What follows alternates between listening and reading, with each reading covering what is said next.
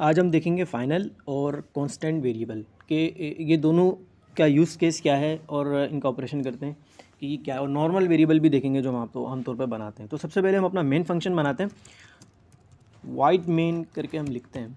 उसके बाद हम जैसे कि अगर हम देखना चाहते हैं कि फ़ाइनल में और नॉर्मल वेरिएबल में क्या फ़र्क है और कांस्टेंट में क्या फ़र्क है, तो हमें एक एग्जाम्पल को लेना पड़ेगा। जैसे हमारे पास एक रेस्टोरेंट है। अच्छा, रेस्टोरेंट के अंदर मिसाल के तौर पर हमारा बर्गर का प्राइस है, जैसे बर्गर की ना प्राइस, जैसे मेरा बर्गर है 120 रुपये का, है ना। तो मैं इसको प्रिंट करा लेता हूँ। तो बर्गर का प्राइस कितना है, 120 रुपये, 220 रुपये। तो अब सीन कुछ यूँ है कि चिकन के रेट बढ़ते हैं या दूसरी चीज़ों के रेट बढ़ते हैं, तो मैं क्या करता हूँ, इसको थोड़ा सा बढ़ा लेता हूँ, 240 रुपये कर देता हूँ। तो न्यू वैल्यू क्या होगी, 240 रुपये। ये मैं इंटीजर यहाँ से हटा देता हूँ। तो न्यू वैल्यू हमारी क्या आएगी, 240 रुपये। ठीक है। तो मैंने बेसिकली क्या किया कि इसको री इनिशलाइज़ किया। क्या किया मैंने, री इनिशलाइज़। ये वर्ड्स याद रखना। मगर जब हम कोई वेरिएबल फाइनल में बनाते हैं तो उसको, उस वेरिएबल को हम री इनिशलाइज नहीं कर सकते। ये फाइनल वेरिएबल है तो ये बिल्कुल उसी तरीके से वर्क करेगा, 220 रुपये। ठीक है। लेकिन अगर मैं इसको चेंज करना चाहूँ, जैसे चिकन के या दूसरी चीज़ों के प्राइस बढ़े, मैंने कहा चलो 230 रुपये कर देते हैं। तो मैंने चेंज किया। अब आप देखें कि ये नहीं होगा। क्या कह रहा, can't assign to the final variable. आप फाइनल वेरिएबल को दोबारा असाइन नहीं कर सकते। ठीक है। अच्छा, अब आपने बोला कि भाई ये तो ठीक है बात, लेकिन आप मुझे ये बताओ कि ये डायनामिक है या नहीं है। मैं कहूँगा डायनामिक है, रन टाइम पर ये जो है डायनामिक है, लेकिन उसमें भी री इनिशलाइज आप इसको नहीं कर सकते। इसको री इनिशलाइज आप नहीं कर सकते। ठीक है। मगर इसके अगेंस्ट हमारे पास दूसरा भी तो है ना, हमारे पास कांस्टेंट भी है। इसी वेरिएबल को हम कांस्टेंट में बनाते हैं, सेम यही का यही एग्जैक्ट। ठीक है। इसको हम 2 मिनट के लिए कमेंट कर देते हैं। ठीक है।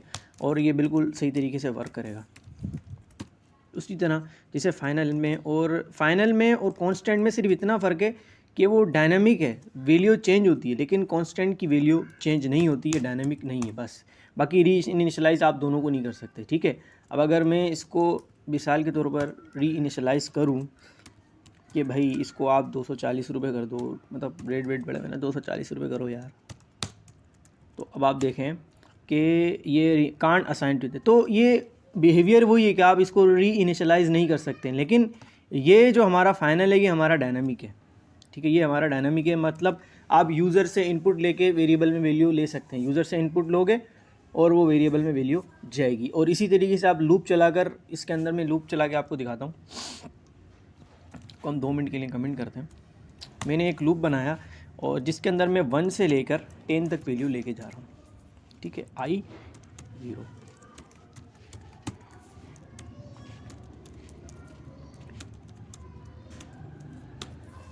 ठीक है। और प्लस प्लस 1 से लेके 10 तक। अब मैं एक वेरिएबल बना लेता हूँ फाइनल, और मैंने लिखा, जैसे मिसाल के तौर पर मैंने लिखा काउंट, और मैं इसके अंदर I लेता हूँ ताकि वैल्यू जो है वो डायनेमिकली चेंज हो। अब 1 होगी, 2 होगी, 3 होगी, अब ये डायनेमिकली चेंज होगी ना वैल्यू 10 तक। ठीक है। लेकिन यहाँ बात याद रखें कि री इनिशलाइज में वापस यहाँ भी नहीं कर सकता। मैं अगर बाहर वेरिएबल लिखूँ 4 से और अंदर उसको असाइन करूँ तो ये ऐसा नहीं हो सकता। ठीक है। ये पॉसिबल नहीं है। री इनिशलाइज आप नहीं कर सकते। देखें ये डायनामिकली चेंज हुई वैल्यू इसके अंदर। ठीक है। लेकिन अगर मैं आपको इंटीजर लिख के भी दिखा देता हूँ, शायद बाद लोग को होता है ना कि यार ऐसे तो होगा, ऐसे भी नहीं होगा। ठीक है।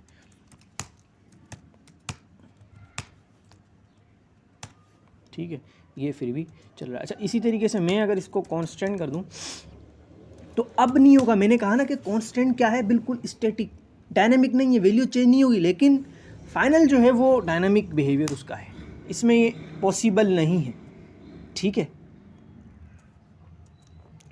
इसमें पॉसिबल ये नहीं है। ठीक है। तो ये बात है सारी। लेकिन देन अगेन वही बात कि अगर मेरे पास मिसाल के तौर पर कोई नॉर्मल वेरिएबल हो, मैंने नॉर्मल वेरिएबल बनाया जैसे काउंट इज इक्वल टू 0। अच्छा, नल वैल्यू का चक्कर चल गया आजकल फ्लटर के अंदर और डार्ट के अंदर, तो आप इसको क्या कहते हैं, कोई ना कोई वैल्यू आप इसको दोगे। नहीं तो फिर वो एरर शो करेगा। ठीक है, तो मैं यहाँ पर इसको इनिशियलाइज़ कर देता हूँ। अब आप देखें कि मैंने बाहर वेरिएबल बनाया है, तो ये वही चीज़ है कि री इनिशियलाइज़ जो है वो नॉर्मल वेरिएबल में है लेकिन उसमें नहीं है। अगर मैं इसको फाइनल कर दूँगा तो ये अगेन री इनिशियलाइज बिहेवियर है, तो ये ऐसे नहीं चलेगा। ठीक है, ये वही बात कि कांट असाइन, वही बात। ठीक है, तो ये फ़र्क है थोड़ा सा। अच्छा, अगर आप मुझसे बोलोगे भाई यूज़र इनपुट की आपने बात की, तो मैंने कहूँगा कि भाई यूज़र इनपुट भी हम लेके चेक कर लेते हैं। अच्छा, हम एक वेरिएबल बनाते हैं कि जिसके अंदर हम यूज़र से इनपुट ले रहे हैं, वार यूज़र इज इक्वल टू, अब मैं यूज़र से इनपुट लेता हूँ तो std_in.read लाइन, और ये हमारा सिंग यूज़र से हम इनपुट लेंगे, और इसी जो भी इनपुट हम लेंगे उसको जो है वो हम सेव करा लेते हैं। अब यूज़र से जब भी हम इनपुट लेते हैं, याद रखें कि वो डायनामिक होता है, स्टैटिक वो नहीं होता। हम अपनी लाइब्रेरी को इंपोर्ट करते हैं। ठीक है, ये लाइब्रेरी हमारी इंपोर्ट हुआ है, यूज़र से इनपुट आएगा और इसमें ये अभी ये हमारा नॉर्मल वेरिएबल है। ठीक है, तो मैंने लिखा, जैसे मैंने अपना नाम लिखा अबूबकर, तो ये हमारा अबूबकर आ गया। अब मैं अगर इसको मिसाल के तौर पर फाइनल कर दूं, अगर मैं यहाँ पर वार की जगह स्ट्रिंग करता हूँ तो मुझे इसको यहाँ से जो है वो कन्वर्ट करना पड़ेगा टू स्ट्रिंग।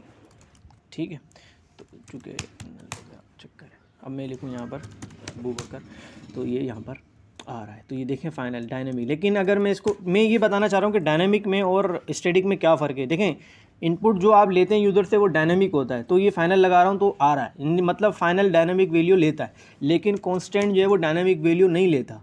ठीक है, अब ये डायनेमिक वैल्यू नहीं लेगा, अब ये एरर आएगा। ठीक है, तो यही सब कुछ था आज के लिए।